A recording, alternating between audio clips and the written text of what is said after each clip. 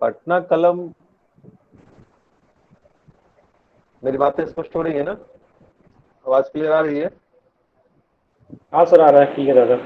ठीक है सर, आवाज अच्छा है। तो हम कह रहे थे कि अब पहले बात कर रहे हैं पटना कलम के संदर्भ में हम उसकी उत्पत्ति की या उसके पृष्ठभूमि या उद्भव की बात कर रहे हैं। तो हमने कहा कि पटना कलम का जो उद्भव है वो क्या है, मुगल सत्ता के अवशेष पर हुआ है। क्योंकि आपको पता है कि औरंगजेब और औरंगजेब के बाद जो शासक हुए वो क्या हुए, यहाँ पर राजनीतिक अस्थिरता की स्थिति दिखाई देगी। और राजनीतिक अस्थिरता ने क्या किया, कला के क्षेत्र में जो योगदान होना चाहिए था कालांतर के मुगल शासकों का, उसमें आप उसकी भूमिका को नगण्य देखते हैं।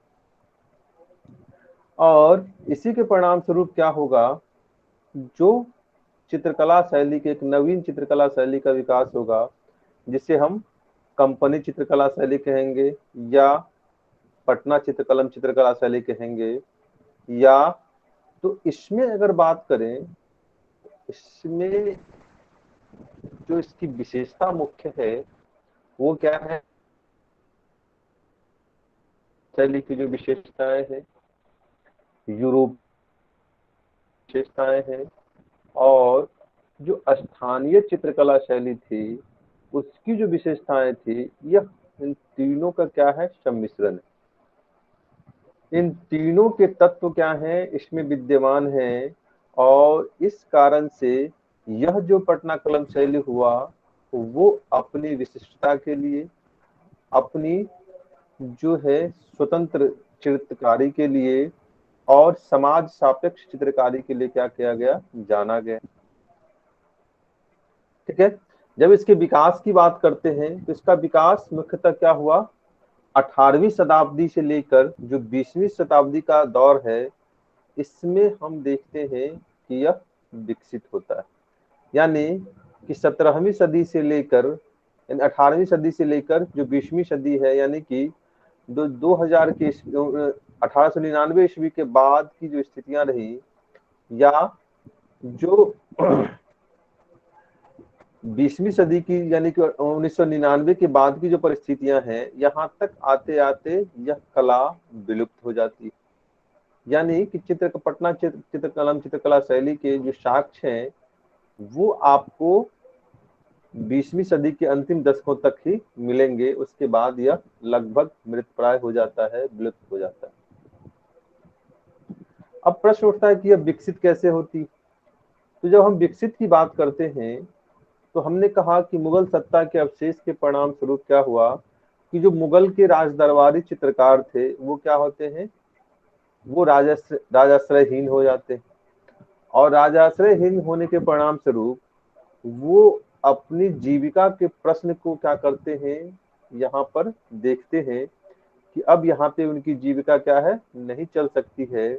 और इसी के परिणाम स्वरूप वो मजबूरी बस राज दरबार से पलायन करने के लिए विवश होते हैं और उन क्षेत्रों की ओर पलायित होते हैं जहाँ के स्थानीय राजा जो हैं वो कला प्रेमी होते हैं। तो इसी संदर्भ में एक टुकड़ी क्या होता है, चितेरों का, चित्रकारों का एक टुकड़ी तत्कालीन जो बंगाल का नवाब था, कौन था, मीर मिर्जा। जाफर। मीर जाफर के समय क्या होता है, वो लोग मुर्शिदाबाद की ओर पलायन करते हैं और मुर्शिदाबाद में अपना अड्डा बनाकर वो वहां पर चित्रकारी आरंभ करते हैं। लेकिन जब मीर जाफर का पुत्र मीरन जब सत्ता में आता है तो वो कला प्रेमी था, कला विरोधी था, कट्टर सुन्नी शासक था। और इस कारण से पुनः जो वहां के चित्रकार थे उनके सामने अपने अस्तित्व का संकट खड़ा होता है। और इस कारण से वो वहां से पुनः पलायित होते हैं। और पलायित होने के परिणाम स्वरूप जो पटना है उसके आसपास के क्षेत्रों में और अन्य जो क्षेत्रीय राजाएं थे जैसे पूर्णिया वगैरह के क्षेत्रों में क्या होता है, यह शरण लेते हैं। अब प्रश्न उठता है कि आखिर वो पटना में ही क्यों शरण लेते हैं। तो आपको पता है कि 17वीं सदी में, 18वीं सदी में, 19वीं सदी में पटना क्या था, एक महत्वपूर्ण व्यापारिक केंद्र था। और व्यापारिक केंद्र होने के कारण यहाँ पर जो यूरोपियन व्यापारी वर्ग थे, चाहे वो ब्रिटिश हो, चाहे वो आपका पुर्तगाली हो, चाहे वो स्वीडिश हो, चाहे वो फ्रेंच हो, यह उनका यहाँ पर आना जाना लगा रहता था। तो दूसरी तरफ यहाँ पर जो स्थानीय धनाढ्य वर्ग के लोग थे वो भी क्या थे, उपलब्ध थे। यानी इन दोनों ने क्या किया, एक बड़ा मार्केट क्रिएट किया, किसको लेकर, पटना कलम के चित्रकारों के लिए। और इसके परिणाम स्वरूप जो एक अनुकूल दशा का निर्माण होता है, इसने पटना कलम के चितेरों को यहाँ पर अवस्थित होने के लिए विवश किया और अपनी जो चित्रकला है उसको एक व्यापक मार्केट उपलब्ध होने के कारण उन्होंने यहाँ पर उसके विकास को लेकर भी काम किए। बातें यहाँ तक स्पष्ट हो गई? जी सर। Yes sir.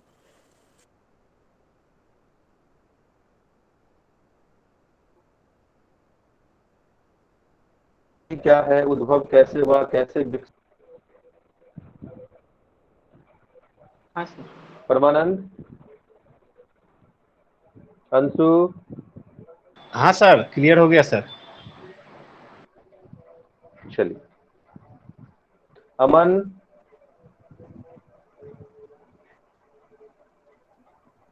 हाँ सर। Yes sir. चलिए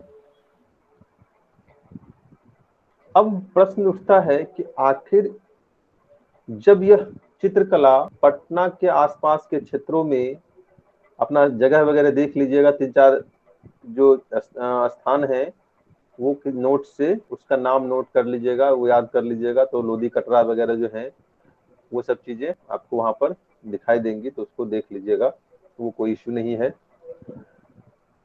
अब प्रश्न उठता है कि जब यह पटना कलम चित्रकला शैली पटना के आसपास के क्षेत्रों में विकसित होती है, फलती फूलती है, तब इसकी क्या विशेषताएं उभरती? तो जब हम पटना कलम शैली की विशेषताओं की बात करते हैं कि कैसे यह चित्रकला शैली अन्य चित्रकला शैली को प्रेरित करती है या उससे भिन्न है, या इसमें कैसे वो नवीनता के तत्व हैं, जब हम इस पर बात करते हैं तो जो चित्रकारों ने, जो विशेषज्ञों ने, RS टीवी पे इसका एक वीडियो है, ठीक है, पटना कलम चित्रकला को लेकर RS टीवी पे एक वीडियो है, तो उसको आप लोग देख लीजिएगा, ठीक है ना। तो हमने कहा कि जब हम इसकी विशेषताओं की बात करते हैं तो पहली विशेषता कहा गया कि यह जो चित्रकला शैली है इसमें 3 चित्रकला शैली का सम्मिश्रण है। और 3 चित्रकला शैली के बारे में हमने बताया कि यह मुगल शैली की जो विशिष्टताएं हैं या तत्व हैं, तत्कालीन ब्रिटिश शैली या यूरोपीय शैली के जो तत्व हैं, और स्थानीय कला जो विकसित हुई, क्योंकि क्या था, यह एक व्यापारिक केंद्र था पटना, तो इस कारण से स्थानीय तत्व का भी क्या स्वतंत्र कलाकारों के रूप में यहाँ पर कुछ कुछ साक्ष्य मिलने लगते हैं। तो इसी के परिणाम स्वरूप इन तीनों तत्वों का चित्रकला में मिश्रण दिखाई देगा, अर्थात यह एक क्या थी, मिश्रित कला थी। और मिश्रित कला कहने का मतलब क्या है, इसमें मुगल शैली के तत्व आपको दिखाई देंगे, इसमें इंडो यूरोपियन चित्रकला शैली के तत्व दिखाई देंगे, और स्थानीय चित्रकला के जो तत्व हैं उसकी यहाँ पर विद्यमानता आपको दिखाई देगी। दूसरी बात कहें तो यह क्या है, एक आंचलिक चित्रकला शैली। और आंचलिक चित्रकला शैली कहने का मतलब क्या है कि यह पटना के आसपास के क्षेत्रों में ही क्या होती है, विकसित होती है, और इसका प्रभाव भी आपको पटना के आसपास के क्षेत्रों में ही दिखाई देगा। तीसरी बात हुई कि यह लघु चित्रकला शैली। और लघु चित्रकला शैली कहने का मतलब क्या है कि यहाँ पर जो चित्र बनाए जाते थे वो बहुत ही विशाल और उसमें भव्यता का अभाव आपको दिखाई देगा। क्यों? क्योंकि आपको पता है कि यह जो चित्रकला शैली है वो क्या था, बिजनेस ओरिएंटेड शुरू किया गया था।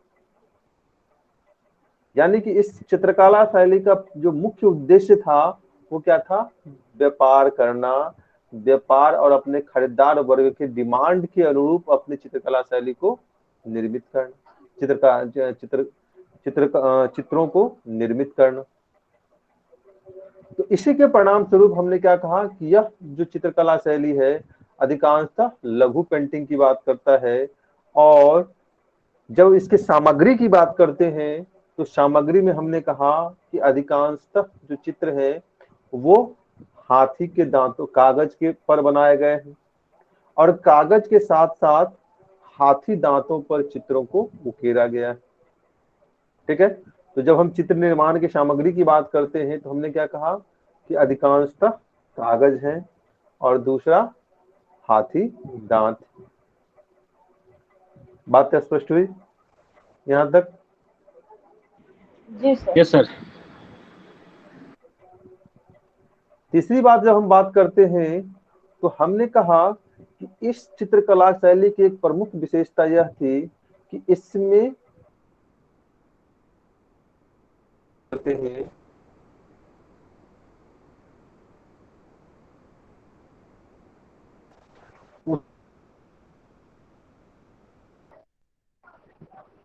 क्यों अभाव दिखाई, जो आवरण है वो आपको राज दरबारी चित्रकला में दिखाई देगा। और वो राजदरबारी चित्रकला की अगर बात करें तो आप मुगल पेंटिंग में इसके पृष्ठभूमि को देख सकते हैं। लेकिन जो मधुबन पटना कलम चित्रकला शैली है इसमें पृष्ठभूमि का अभाव है। और पृष्ठभूमि का अभाव कहने का मतलब यह है जो बैकग्राउंड है उसका अभाव है। और यह अभाव रखने के पीछे जो कारण था वो यह था कि हमें चित्र को कॉस्ट इफेक्टिव भी बनाना था, हमें चित्र को सस्ता भी रखना था और मार्केट में उसकी डिमांड को भी बनाए रखना था। तो ऐसी परिस्थिति में हमें दो मोर्चों पर काम करना था, यानी कि हमें चित्रों से को सस्ता भी रखना था और मार्केट में उसकी डिमांड को भी बनाए रखना था। इस कारण से चित्रकारों ने क्या किया, चित्र को सस्ता रखने के लिए जो पृष्ठभूमि है, बैकग्राउंड है, उसको उन्होंने वहां से हटा दिया, जो मुगल चित्रकला शैली की विशेषता थी। बात स्पष्ट हुई? हाँ सर। हाँ सर। Yes sir. चलिए, इसके बाद अगर हम बात करें तो हम बात करते हैं इसके मुगल चित्रकला शैली से। हमने कहा कि चितेरे क्या थे, मुगल चित्र दरबार से ही, मुगल चित्रकारी से ही क्या हुए थे, बाहर निकलकर अन्य क्षेत्रों में क्या हुए थे, पलायित हुए थे। तो कहीं ना कहीं उसका जो है यहाँ पर आपको क्या होगा, या तो उसका प्रभाव दिखाई देगा या उसमें भिन्नता दिखाई देगी। जब हमने कहा कि मुगल चित्रकला शैली का तो प्रभाव है ही, क्योंकि जो चित्रकार थे वो क्या थे, मुगल दरबार से ही निकले थे। लेकिन मुगल चित्रकला शैली का प्रभाव होते हुए भी हम क्या देखते हैं यहाँ पर, इसमें कई सारे नवीन तत्वों का आपको समावेश दिखाई देगा जो इसे मुगल चित्रकला शैली से भिन्नता प्रदान करता है। जैसे हम बात करें तो हम विषय वस्तु की बात करते हैं। तो जब विषय वस्तु की बात करते हैं तो आप देखते हैं कि जो मुगल चित्रकला शैली है उसका जो विषय वस्तु है क्या है, राजभवन है, युद्ध के दृश्य हैं, जो राज निवास की जो दैनिक दृश्य है, राज दरबार के चित्र हैं। इन सभी चित्रों को आप देखेंगे जहां पर राजाओं को महिमा मंडित करने की बातें। लेकिन जब हम पटना कलम की बात करते हैं तो यहाँ का विषय वस्तु क्या है, सामान्य जीवन से जुड़ा हुआ है, सामान्य दृश्यों, जीवन के दृश्यों को क्या करता है, अंकन करता है।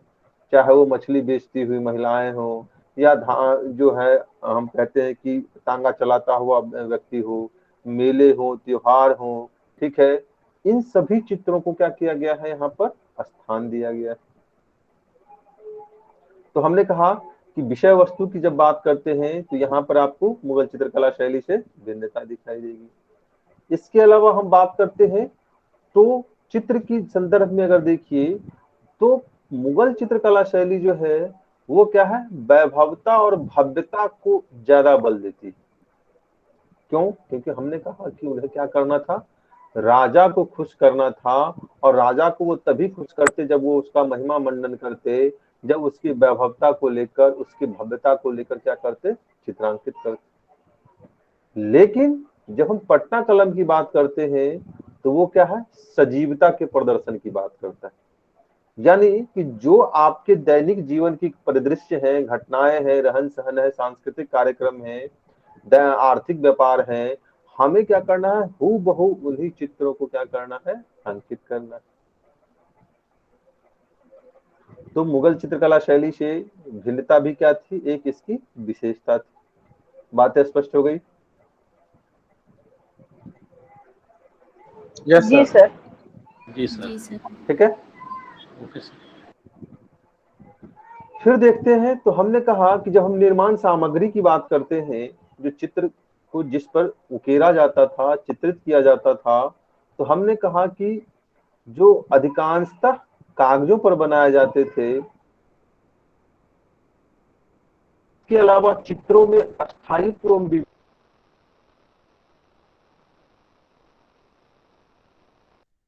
विविधता लाने के लिए हम अन्य तत्वों का भी,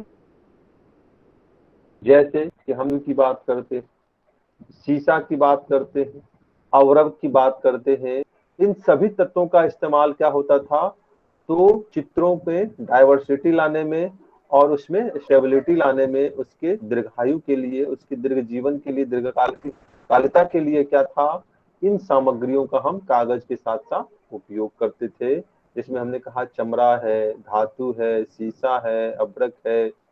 ठीक है, बात स्पष्ट हुई? Yes sir. फिर देखिए, तो हमने कहा कि चित्रों के माध्यम से जो चितेरे थे, पटना कलम चित्रकला शैली के जो चितेरे थे, उन्होंने क्या किया है, अपनी कल्पनाओं को अलंकरण द्वारा ऊंची उड़ान प्रदान करने की कोशिश की, और समाज की जो विविधता है, समाज की जो जो वर्गगत हम कहते हैं कि रहन सहन है, कार्य व्यापार है, इन सबों को इन्होंने क्या किया है, चित्रांकित करने का प्रयास किया। और जब ऐसी परिस्थिति की बात करते हैं तो इसमें हमें देखना है महादेव लाल की, और महादेव लाल के चित्र जो रागिनी गंधारी का चित्र है, और इसमें जो नायिका है, नायिका की जो विरह वेदना का जो चित्रण हुआ है, जितनी सजीवता से हुआ है, इसकी तुलना हम मोनालिसा से कर सकते हैं। यानी कि महादेव लाल चित्रित रागिनी गंधारी का चित्र अपने आप में कलात्मक विशिष्टता को प्रदर्शित करता है। फिर देखिए, तो हम बात करते हैं शिवलाल चित्रित, अगर हम मुस्लिम निकाह की बात करें, कि मुस्लिमों में जिस तरह से निकाह की प्रक्रिया होती है, शादी की प्रक्रिया होती है, उसका चित्रण किसने किया है, शिवलाल ने किया है। तो दूसरी तरफ यमुना प्रसाद ने क्या किया है, बेगमों की शराबखोरी का चित्रण किया। मतलब क्या हुआ कि समाज के जो विभिन्न दृश्य हैं, जो घटनाक्रम है, जो सांस्कृतिक विविधताएं हैं, जो भौतिक पक्ष हैं, उसका चित्रकारों ने बेहतर रूप से चित्रण करने का प्रयास किया है।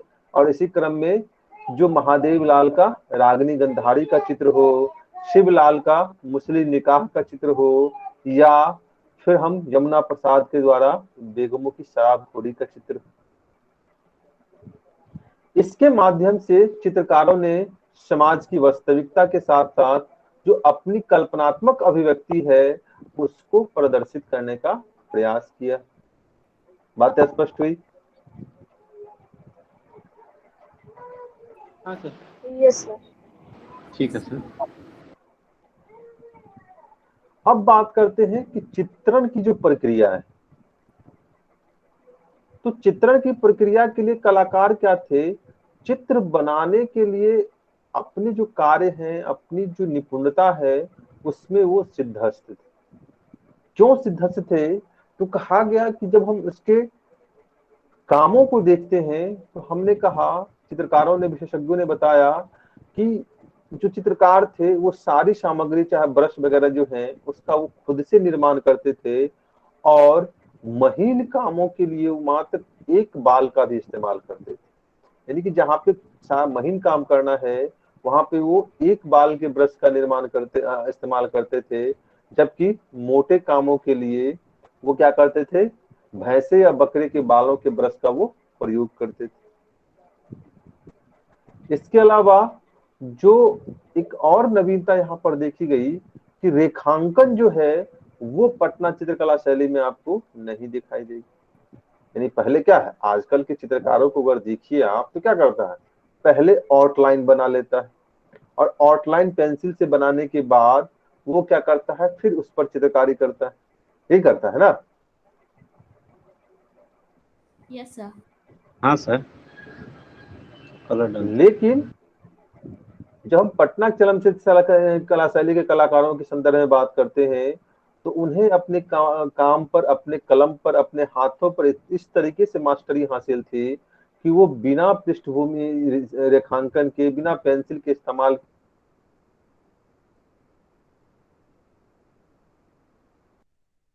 की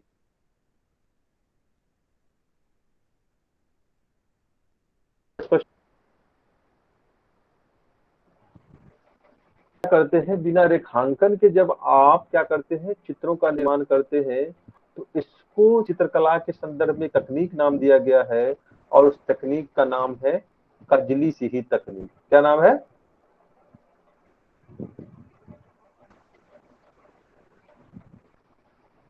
क्या नाम है?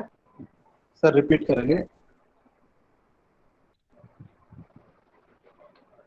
कजली सीही, काजल को ली लगा दीजिए तो कजली हो गया, और सीधी के बदले में ढी को ह कर दीजिए तो सीही हो गया। ठीक है, सीही या सीरी? कजली सीही, सीरी है ना?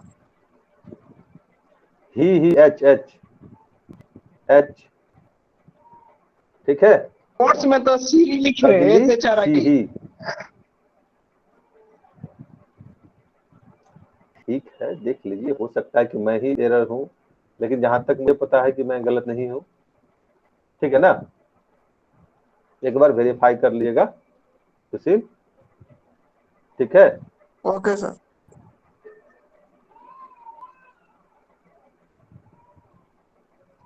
इसके अलावा देखिए, तो जब हम बात करते हैं चित्रों की विशिष्टता के क्रम में, तो हमने कहा कि सादगी और समानुपातिक विन्यास जो है इस चित्रकला शैली की प्रमुख विशेषता थी, और साथ ही साथ चटक रंगों के स्थान पर सौम्य एवं शांत रंगों का प्रयोग जो है इस चित्रकला शैली में अधिक हुआ। क्यों? क्योंकि हमने आपको कहा कि हमें क्या करना था, तो मार्केट ओरिएंटेड काम करना था, और मार्केट ओरिएंटेड काम तभी कर पाएंगे जब हम अपने चित्र को सस्ता रखेंगे। और सस्ता रखने के क्रम में हमने क्या कहा कि समाज की जो दैनिक कार्यविधि है, सांस्कृतिक कार्यविधि है, आर्थिक कार्यविधि है, चित्रकारों ने क्या किया, उसका चित्रण किया। और स्वाभाविक है, जब हम चटक रंगों का प्रयोग करेंगे तो स्वाभाविक है, चित्र जब ज्यादा भड़कीला होगा तो खर्च भी बढ़ेंगे। तो इसी कारण से चित्रकारों ने क्या किया, सौम्य एवं शांत रंगों का प्रयोग करना शुरू किया, और अंततः यह इस चित्रकला शैली की एक विशिष्टता होकर सामने आई। ठीक है, फिर देखिए, तो हमने कहा कि यह चित्रकला शैली जो है वो सामान्य जीवन की जो दृश्य है उसका क्या करता है, चित्रांकन करता है। चाहे वो श्रमिक वर्ग हो, चाहे वो दस्तकारी वर्ग हो, चाहे वो तत्कालीन आवागमन के साधन हो, चाहे वो मदरसा हो, चाहे वो पाठशाला हो, या फिर हमारे सांस्कृतिक पर्व त्योहार हो, इन सभी का चित्रकारों ने क्या किया है, बहुत ही सुंदर और बारीकी से चित्रण किया। ठीक है, बातें स्पष्ट हो गई यहाँ तक? जी सर। हाँ सर। ये क्या था, पटना कलम चित्रकला शैली की विशेषता थी? यहाँ तो कोई कंफ्यूजन है? नहीं। नहीं सर। No sir. चीजें स्पष्ट हो गई? इमेज क्लियर हो गया सभी हाँ को? सर। यस। चलिए, नेक्स्ट टॉपिक क्या है?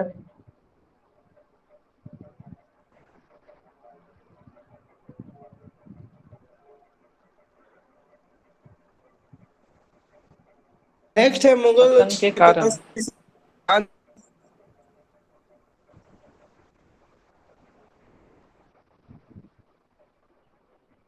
मुगल चित्रकला शैली। ठीक, क्या क्या भिन्नता है मुगल चित्रकला शैली से?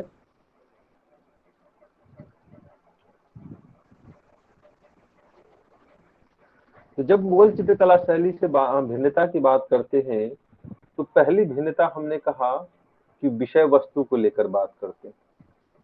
और विषय वस्तु के संदर्भ में आप लोगों को हमने बताया कि जो मुगल चित्रकला शैली है उसमें राजमहल,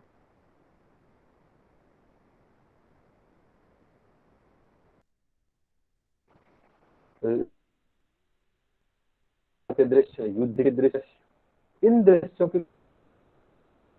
की प्रधानता होगी।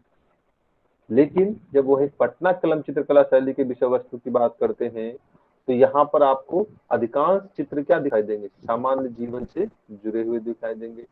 सामान्य जीवन की जो कार्य व्यापार है, रहन सहन है, सांस्कृतिक कार्यक्रम है, उसका चित्रण किया गया। ठीक है। फिर हमने कहा कि जब अंतर की बात करते हैं, तो हमने कहा कि जो मुगल चित्रकला शैली है वो वैभवता और भव्यता का प्रदर्शन करती है, जबकि पटना कलम चित्रकला शैली सादगी और सजीवता का प्रदर्शन करती। मुगल चित्रकला शैली क्या थी? एक राजाश्रित चित्रकला थी, जबकि पटना कलम क्या है? एक स्वतंत्र चित्रकला, आम जीवन से, आम जन के बीच से जुड़ा हुआ चित्रकला। फिर देखिए, तो हमने कहा कि मुगल चित्रकला शैली के संदर्भ में अगर बात करें और पटना कलम चित्रकला शैली के संदर्भ में बात करें, तो रंग संयोजन के स्तर पर भी, रंगों के प्रयोग के स्तर पर भी आपको अंतर दिखाई देगा। जहां मुगल चित्रकला शैली में आपको चटक रंगों का प्रयोग होगा, भड़कीले रंगों का प्रयोग होगा, वहीं पटना कलम चित्रकला शैली में आपको सौम्य एवं शांत रंगों का प्रयोग दिखाई देगा। फिर देखिए, तो हमने कहा कि पटना कलम चित्रकला शैली में आपको पृष्ठभूमि का अभाव दिखाई देगा, जबकि मुगल चित्रकला शैली में आपको पृष्ठभूमि व्यापक स्तर पर आपको दिखाई देगी। हमने इसका कारण भी आपको बताया कि क्यों पटना कलम चित्रकला शैली में पृष्ठभूमि का आपको अभाव दिखाई देता है।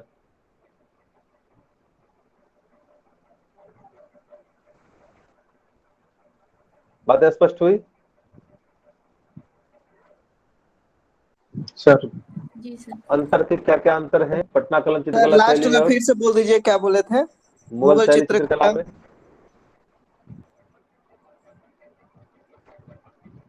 मुगल चित्रकला शैली में पृष्ठभूमि का आपको क्या दिखाई देगा?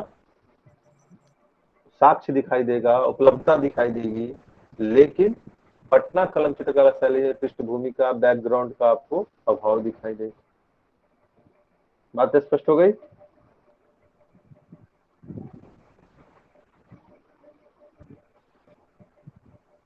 बोलिए। हाँ सर। जी सर।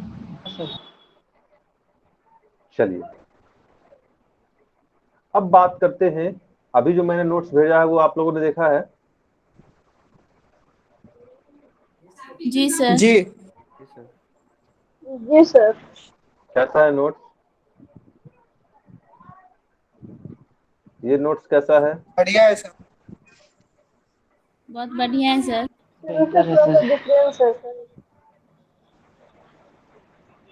घोर के पीने वाला है? करने के लिए बहुत बढ़िया है सर।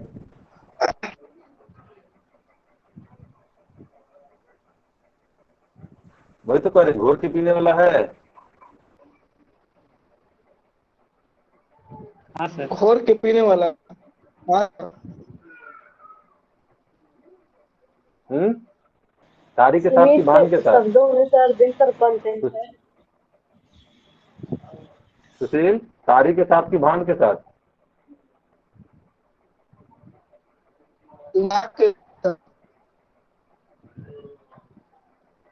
चलिए अब बात करते हैं मुगल चित्रकला शैली के पतन के संदर्भ में बात करते हैं।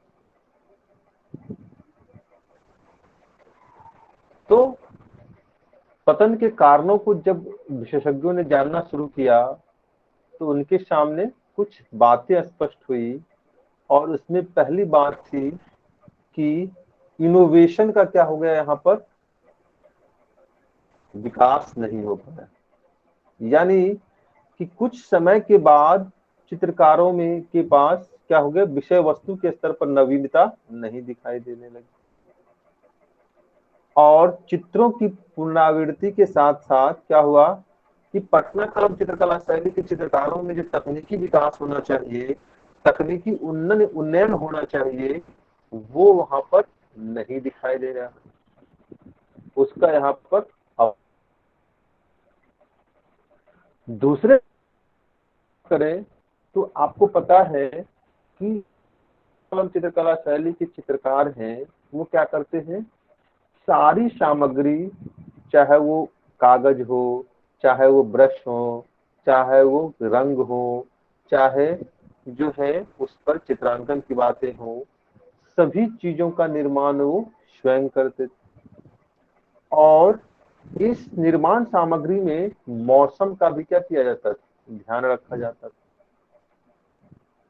तो इस कारण से जो चित्र के निर्माण है वो एक जटिल और लंबी प्रक्रिया वाली हो जाती थी, और जटिल और लंबी प्रक्रिया के होने के कारण जैसे ही नए चित्रकला शैली तकनीकों का विकास हुआ, उसने क्या किया, इसको धीरे धीरे पीछे ढकेलना शुरू किया। जैसे अगर हम आपको बात करें कि औद्योगिक क्रांति है, औद्योगिक क्रांति से पूर्व क्या था, भारत और चीन एक विश्व का सबसे बड़ा एक्सपोर्ट कंट्री था। पूरे विश्व के 55% निर्यात पर इन्हीं दोनों का राज था, इन्हीं दोनों का कब्जा था, और उसमें से भी 24% पे किसका कब्जा था, भारत का कब्जा था। लेकिन जैसे ही ब्रिटिश और यूरोपियन में क्या हुआ, औद्योगिक क्रांति हुई, टेक्नोलॉजी इनोवेशन हुआ, उसने क्या किया, भारत के जो परंपरागत उद्योग थे, भारत के जो परंपरागत तकनीकी पक्ष थे, भारत की जो परंपरागत वस्तुएं थे, उसको धीरे धीरे प्रतिस्थापित करना शुरू कर दिया। यही हुआ ना, या नहीं हुआ? हाँ सर। Yes sir. तो वही चीजें आप यहाँ भी देखेंगे कि जैसे ही क्या हुआ, लिथो प्रेस का विकास हुआ, जैसे ही क्या हुआ, कैमरे का प्रादुर्भाव होता है, और इस दोनों ने क्या किया, चित्रों को सस्ता कर बनाने, चित्रों को सस्ता कर दिया। जो समय लगते थे चित्रों को बनाने में, उसको कम कर दिया, और इसके परिणाम स्वरूप जो पटना कलम चित्रकला शैली है वो इनसे मुकाबला करने में सक्षम नहीं। ठीक है, तो लिथोप्रेस और कैमरे के आविष्कार ने क्या किया, चित्रों को सस्ता कर दिया, और कम समय में उसकी उपलब्धता सुनिश्चित होने लगी, और इस कारण से लोगों का पटना कलम की ओर झुकाव भी क्या होगा, कम होने लग चुकी। हमने क्या किया, इसको मशीन से और कैमरे से निर्मित किया है, तो कहीं ना कहीं चित्र की क्वालिटी भी क्या होगी, हाथ से कहीं ना कहीं बेहतर होगी। आप देखिए, अगर हाथ से आप अपना चित्र बनाइएगा और कैमरे से आप अपना चित्र बनाइएगा, दोनों में अंतर होगा या नहीं होगा? जी सर। बिल्कुल होगा सर। तो वही चीजें आपको यहाँ भी आपको दिखाई देने लगी। इसके अलावा देखिए, तो हम बात करते हैं कि जो कलाकार थे उसने क्या किया, अपने जो ज्ञान थे, अपने जो चित्रकला की तकनीक थी, उसको अपने आने वाली पीढ़ी को, अपने पूर्ववर्ती कलाकारों को उसने हस्तांतरित नहीं किया। और साथ ही साथ जब मार्केट में उसकी प्रतिस्पर्धा होने लगी और वो पिछड़ने लगे, तो वो भी क्या करते हैं, तो अब विकल्प की तलाश करते हैं अपने आजीविका के लिए। और विकल्प की तलाश के क्रम में क्या होता है, तो वो अन्य जीविकोपार्जन के जो माध्यम है, रास्ते हैं, उसकी ओर उन्मुख हो जाते हैं। इसके अलावा पटना क्या रहा, 19वीं सदी के आसपास देखेंगे जो व्यापारिक गतिविधियां हैं वो उत्तर भारत से शिफ्ट करके कहाँ चला जाता है, दक्षिण भारत की ओर। और दक्षिण भारत की ओर जाने का कारण क्या था, क्योंकि अब क्या हुआ, औद्योगिक क्रांति हुई। और औद्योगिक क्रांति ने क्या किया, एक्सपोर्ट और इंपोर्ट को बहुत बड़ी तेजी से आगे बढ़ाया।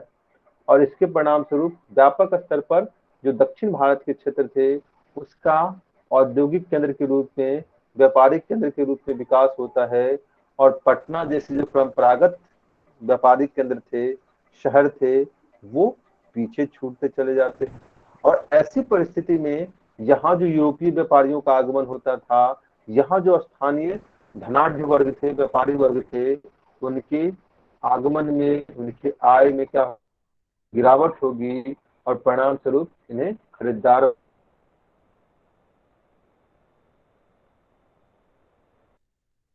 नहीं मिल पाएंगे।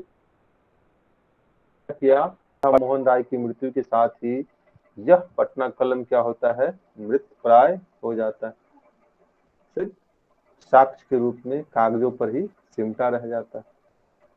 बात स्पष्ट हो गई? Yes sir.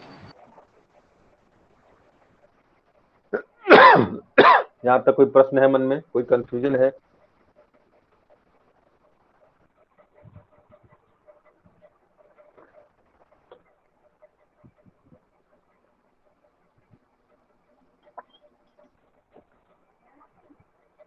कोई प्रश्न है मन में, कोई कंफ्यूजन है? नहीं सर। बोलिए। नहीं सर। बातें स्पष्ट हो रही हैं? कुछ सर इसमें पल्ले एक कर रहा है, लाभ हो रहा है क्लास से कुछ? हाँ सर।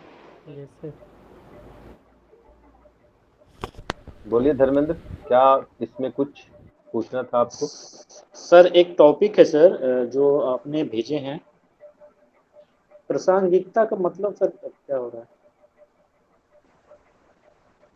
प्रासंगिकता का मतलब होता है रेलिवेंसी। वर्तमान परिप्रेक्ष्य में अगर हम पटना कलम चित्रकला शैली की प्रासंगिकता को देखें तो वो क्या वर्तमान संदर्भ में भी प्रासंगिक है, उससे क्या सीख मिलती है, क्या उससे हम अनुकरण कर सकते हैं, क्या उसने कैसे कालांतर की चित्रकला शैली को प्रभावित किया। बात समझ रहे? जी जी जी सर। ठीक है। जी तो जब हम प्रासंगिकता की बात करते हैं तो हमने कहा, आपको जब हम इसकी विशेषता बता रहे थे तो हमने बताया क्या, यह जो चित्रकला शैली है आम जीवन के जीवन दृश्यों से जुड़ा हुआ, आम जीवन की परिघटनाओं से जुड़ा हुआ। और इससे क्या हुआ कि जब आप आम जीवन के दृश्यों का, उसके सांस्कृतिक कार्यक्रमों का, उनके रहन सहन का, उनके जो कहते हैं कि आर्थिक कार्य व्यापार है उसका, उसके जो सामाजिक संबंध है उसका जब आप चित्रांकन करते हैं तो क्या हो, यह एक ऐतिहासिक वस्तु भी तो हो सकती है ना, या नहीं हो सकती?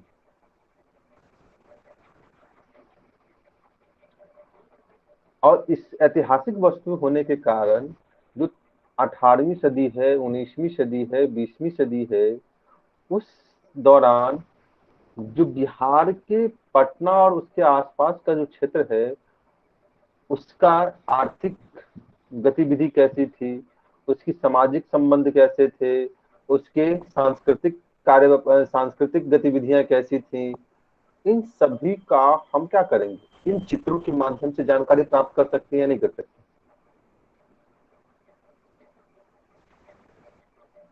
जी सर। कर सकते हैं या नहीं कर सकते? जी सर। तो कहीं न कहीं यह एक साक्ष्य के रूप में इसका काम होगा कि नहीं होगा? इसके माध्यम से आप इतिहास जब लिखना यस शुरू करेंगे उस दौर का, तो आप एक साक्ष्य के रूप में इसका इस्तेमाल कर सकते हैं या नहीं कर सकते? जी सर। ये उसकी प्रासंगिकता है या नहीं है, उसका इम्पोर्टेंस है या नहीं है, उसका ये उसका महत्व या प्रासंगिकता है कि नहीं उसकी?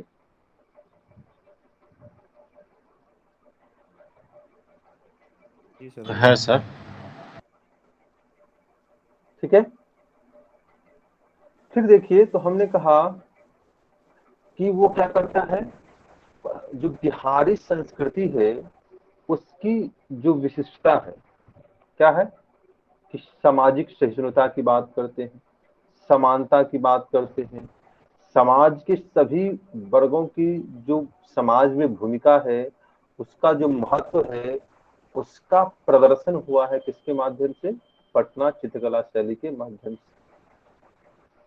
यानी कि हमारे सामाजिक संबंध की बात कर लें, हमारे सांस्कृतिक संबंध की बात कर लें, और इस सभी में जो हमने क्या कहा, सहिष्णुता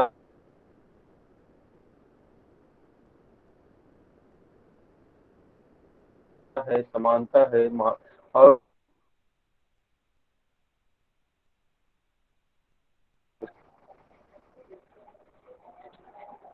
फिर देखिए, तो हमने कहा कि हमने चित्रकारों ने क्या किया है, तो इसके माध्यम से जो समाज का उच्च वर्ण है या उच्च वर्ग है और समाज का निम्न वर्ग है, इन दोनों की जो जीवन शैली है, उन दोनों की जो कार्य व्यापार है उसका उन्होंने क्या किया है, चित्रण किया। तो इसके माध्यम से क्या करेंगे, जो तत्कालीन परिदृश्य में जो उच्च वर्ग की जीवन शैली है उसके बारे में हमें क्या होगी, जानकारी प्राप्त होगी। तो दूसरी तरफ जो सामान्य लोगों की जो जीवन शैली है उसके बारे में भी जानकारी प्राप्त होगी। जैसे हमने कहा कि उच्च वर्ण के संदर्भ में अगर शिवलाल की बात करें तो उसने क्या किया, बेगमों के शराबखोरी का चित्रण किया। तो दूसरी तरफ हमने कहा कि एक लोहार का, एक ठेठार का, एक मछली बेचती औरत का जो चित्र है वो क्या है, सामान्य जीवन की जो गतिविधियां हैं उसके उसका प्रदर्शन। ठीक है। इसके अलावा देखिए, तो जो पटना कलम चित्रकला शैली है वो सामाजिक वास्तविकता और कलाकारों की जो कल्पनाशीलता है दोनों का एक सामंजस्य है और उसकी अभिव्यक्ति। जैसे हमने कहा कि पटना कलम चित्रकला शैली में वास्तविकता क्या है, तो समाज सापेक्ष दृष्टियों को उसने क्या किया है, निर्मित किया। तो दूसरी तरफ उसकी जो कल्पनाशीलता की अगर बात करें तो हमने कहा कि जो पक्षियों का चित्रण है उसमें यहाँ पे कई सारे कलाकार आपको पक्षी विशेषज्ञ के रूप में जाने जाते हैं, और पक्षियों की एक एक रोओं का जो उन्होंने चित्रण किया है वो अपने आप में काबिले तारीफ। और इसी कारण से जो वास्तविकता और कल्पनाशीलता का जो सम्मिश्रण है इसमें, इसके कारण ही बिहार की जो चित्रकला शैली है उसको वैश्विक पहचान मिलती है, और यूरोप के क्षेत्रों में भी यह कला क्या होता है, जाना जाता है।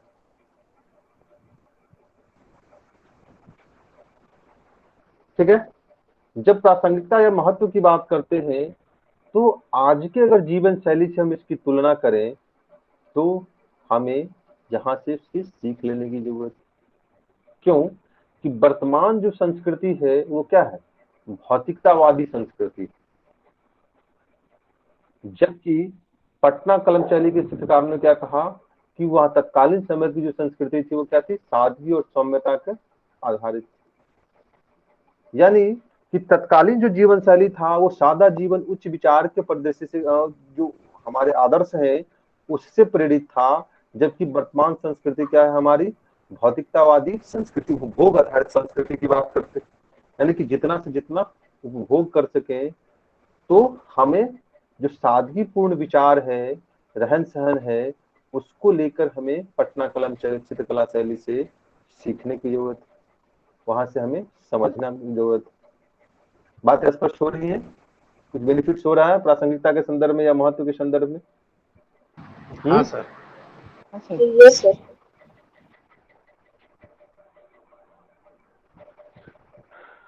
चलिए,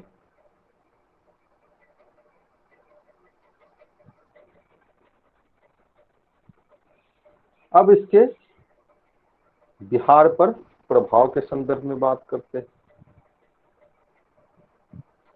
तो बिहार के प्रभाव के संदर्भ में हमने कहा कि यह एक क्या है, स्वतंत्र चित्रकला शैली, और स्वतंत्र चित्रकला शैली है तो स्वाभाविक है कि इस चित्रकला शैली का जब पीक समय आएगा, जब वो व्यापक स्तर पर फलेगा फूलेगा, तो अन्य जो स्वतंत्र कलाकार हैं उसको क्या करेगा, प्रेरित करेगा, करेगा या नहीं करेगा?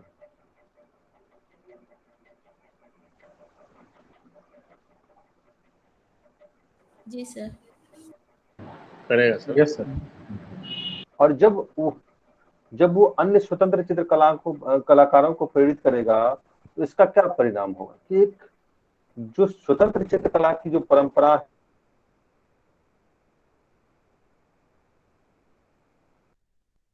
है वो यहाँ से हम वर्तमान तक देख सकते आगे बढ़ रही।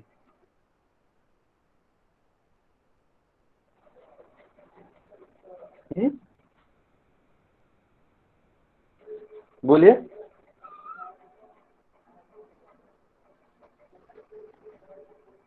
जिसका अगर सर। उदाहरण आप देखिए तो उदाहरण आपको मधुबनी चित्रकला शैली के लिए तो बात कर लीजिए, आप मंजूषा चित्रकला शैली की बात कर लीजिए, ये सभी क्या है, स्वतंत्र चित्रकला शैली है ना, या नहीं है? जी सर। जी सर। ठीक है। इसके अलावा देखिए, तो हमने कहा कि पटना चित्रकला शैली क्या है, तो इसका जो खरीदार वर्ग है वो कौन थे, अधिकांशतः यूरोपियंस और ब्रिटिश थे, यही थे ना?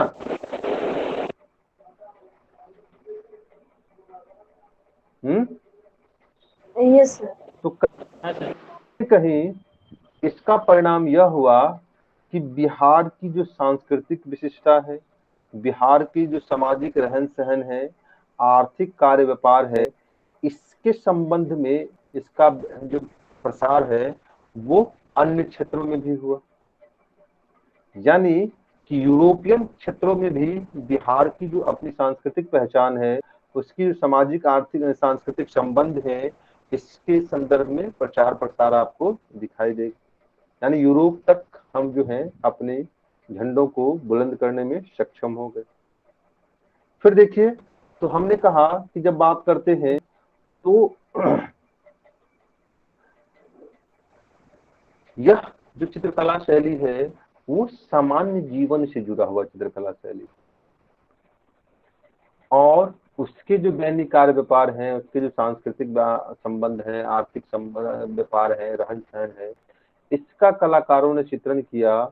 और यह कहीं न कहीं कालांतर के जो चित्रकार थे उसको भी इस ओर आकृष्ट करता है, और परिणाम स्वरूप आप देखेंगे कि बड़े पैमाने पर जो स्वतंत्र चित्रकार हैं, यहाँ के रहन सहन, यहाँ के मेलों, लोक पर्वों, यहाँ के लोक देवी देवताओं का जो चित्रण है वो व्यापक स्तर पर दिखाई देगा। ठीक है, बातें स्पष्ट हो गई?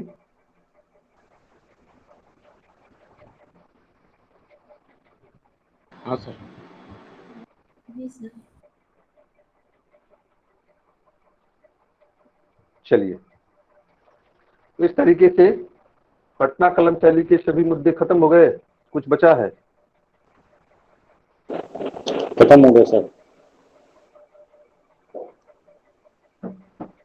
एक सर तुलनात्मक चलिए, अध्ययन है, खत्म हो गए। हाल पटना और ये आप करके दिखाएंगे हमें या मैं बताना, मुझे बताना पड़ेगा?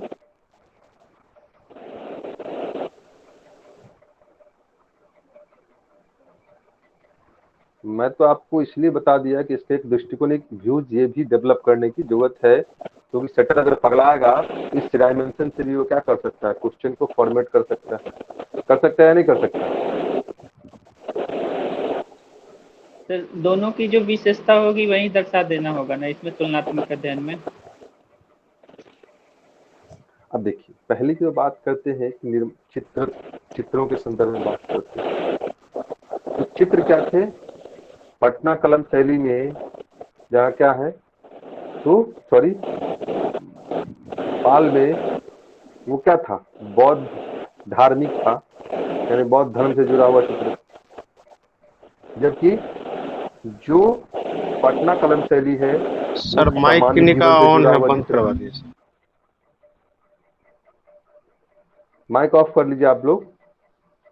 तो पहला अगर अंतर देखिए तो हमने कहा कि एक कहा क्या है, पाल कला जहाँ धार्मिक चित्रण की बात करता है, वही पटना कलम सामान्य जीवन के चित्रण की बात करता है।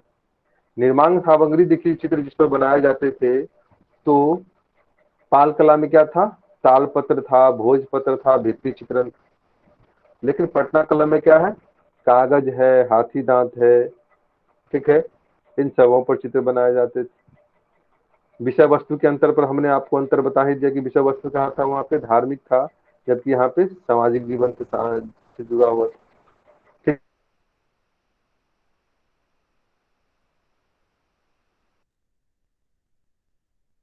है,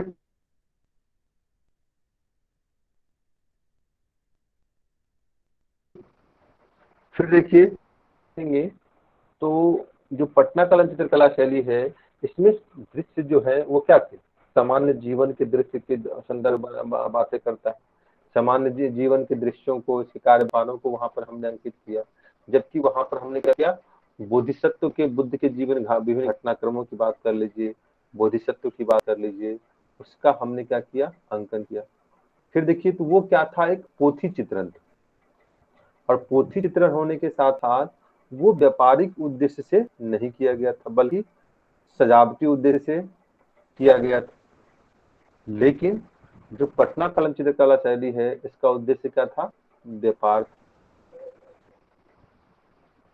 फिर देखिए तो प्रभाव के स्तर पर बात करते हैं, तो पाल चित्रकला शैली पर प्रभाव किसका दिखाई देगा, अजंता चित्रकला शैली का, एलोरा का, एलिफेंटा का, बाघ का आपको प्रभाव दिखाई देगा। जबकि पटना कलम शैली पर देखें तो मुगल, यूरोपियन और स्थानीय चित्रकला शैली का प्रभाव दिखाई देगा। तो अंतर ढेर सारे हैं, बस आपको क्या करना है, चीजों को ग्रैप्स करनी। अब ये बताइए कि मैंने जितनी चीजें आपको बताई वो सभी आपको पता है, मैंने सबको एक्सप्लेन किया या नहीं किया। हाँ सर, एक्सप्लेन किया, अच्छा से किया सर। जी सर। और सभी बताइए कि ये सभी स्पॉन्टेनियस है, कहीं से कहीं पे इसका रिसोर्स मटेरियल मिलेगा आपको? नहीं सर। इस टाइप में नहीं सर। एक एक टॉपिक को उठाइए और वहां पर क्या कीजिए, वो एक एक टॉपिक को उठाइए और वहां पर उसके अंतर को ढूंढिए कि भाई पाल कला में क्या था, इसका लेकर प्रक्रिया क्या थी, पटना कला में क्या प्रक्रिया थी, और मधुबनी पेंटिंग में क्या प्रक्रिया थी। ठीक है, इस तरीके से जब एनालिसिस करेंगे तब तक हम कहते हैं कि तुलनात्मक अध्ययन जो है वो आपके लिए सबसे ज्यादा जरूरी है। क्योंकि आजकल क्या हो रहा है, धीरे धीरे क्वेश्चन के डायमेंशन क्या हो रहे हैं, चेंजेस हो रहे हैं, क्वेश्चन में इनोवेशन लाने की कोशिश हो रही है, और जैसे ही सेटर लगता है चेंज होगा, फिर क्वेश्चन क्या होंगे, नए डायरेक्शन में फॉर्मेट होने लगेंगे। जब तक सेटर एक है तो बेचारा वो उलट पुलट कर रहा है, जैसे ही सेटर चेंज होगा वो चेंज से क्वेश्चन भी क्या होगा, क्वेश्चन के फॉर्मेशन भी चेंज हो जाएंगे।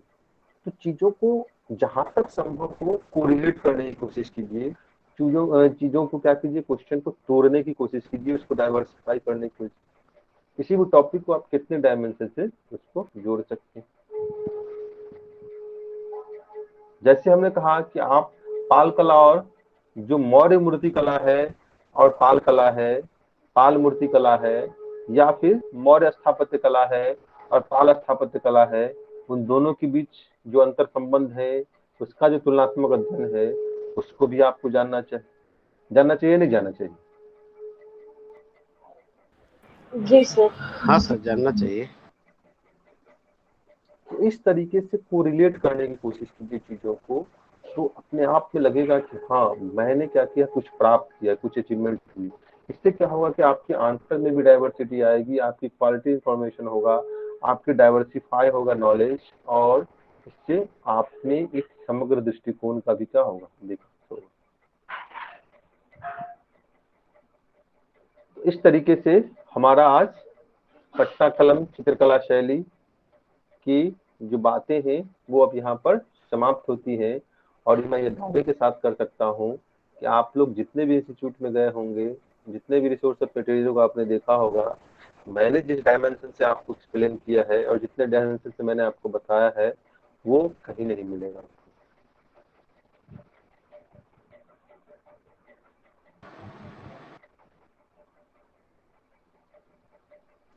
सर आप जो पढ़ाते हैं ठीक है, वो बिल्कुल स्टैंडर्ड रिप्रेजेंटेशन होता है किसी चीज का।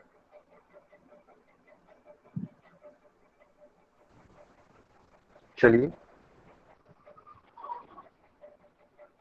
यही चीजें तो लाने की जरूरत है ना हिंदी मीडियम में। Yes sir. जी सर। जी सर।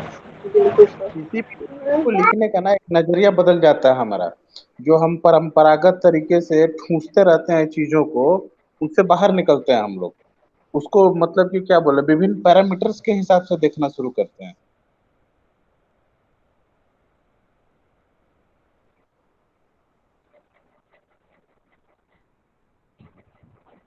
अपने दोस्त लोगों को भी बताइए कि भाई सामने वाले किस तरीके से पढ़ा रहे हैं, और आप जो घिसे पीटे कोचिंग में जा रहे हो पढ़ने के लिए, उससे बाहर निकलो। चाहे वो संजय सिंह हो, चाहे वो बिल्कुल सर। सर्वेश सर हो, चाहे वो और कौन कौन परफेक्शन हो, और कौन कौन से हैं, संकल्प हो, नालंदा हो, कौटिल्या हो। ठीक है,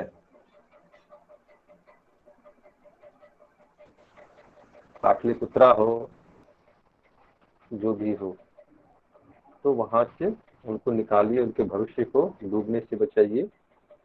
ये आपकी भी जिम्मेदारी बनती है। ठीक है ना। तो आज की क्लास को यही पेंट करें। आप लोग भी जाइए नवरात्रि का एंजॉय लीजिए, क्योंकि पर्व त्योहार का मौसम है। ठीक है ना। तो हाँ जी सर, जी जी। घूमना आज फिरना भी नवरात्रि की है। अंतिम अंतिम रात है आज नवरात्रि की। तो आज जाइए एंजॉय कीजिए आप लोग। हम लोग भी जाते हैं, थोड़ा सा एंजॉय कर लेते हैं। कल ऑफ रख देते हैं क्लास को, क्या हाँ सर, कल ठीक है आपकी सर। क्लास ऑफ रहेगी। और ओके सर। फिर हम लोग सैटरडे को मिलेंगे। ठीक है ना। ठीक है सर, गुड नाइट। चलिए, okay, good night. Good night sir. Good night sir. Good night. Good night good sir. Night. Good night sir. प्रणाम sir. Yes, good sir. Night sir. प्रणाम सर। प्रणाम सर। Good night sir. खुश रहिए, सभी SDM बनिए। जिनको DSP बनने का मन है वो भी डीएसपी बन जाइए।